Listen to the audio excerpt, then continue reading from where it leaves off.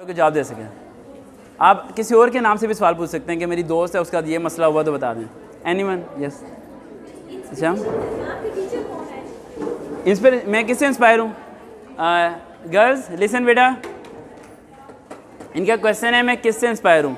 बेटा मैंने ज़िंदगी में अपनी एमफिल की डिग्रीज़ के अलावा कोई और किताब नहीं पढ़ी। Just only read only one book. एक बार टीवी चैनल की एंकर मेरे घर आई थी और कह रही थी कि वेयर इज़ योर लाइब्रेरी। मैं कहा दिस इज़ लाइब्रेरी।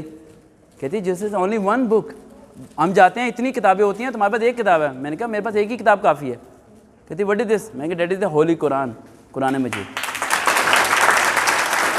और मैंने ज़िंदगी में उस किताब के अलावा कोई किताब नहीं पढ़ी है और उस किताब से मैं हर प्रॉब्लम सॉल्व कर सकता हूँ, ईच एंड एवरी।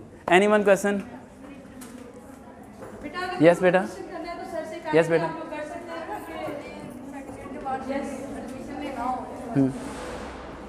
अच्छा, सेकेंड ईयर के बाद एडमिशन लेना हो, जिस तरह बैठ जाए बेटा।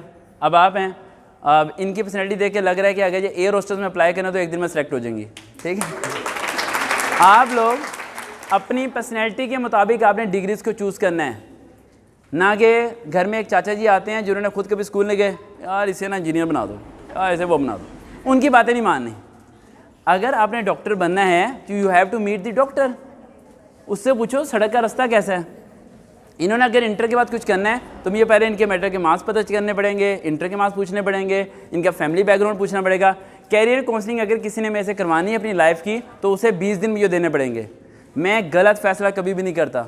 20 दिन मुझे लगते हैं, 20 दिन बाद मैं उस बच्ची को बताता हूँ कि बेटा ये करो, इसमें तुम्हारी सक्सेस है, तो हो जाता है। और ये में रखना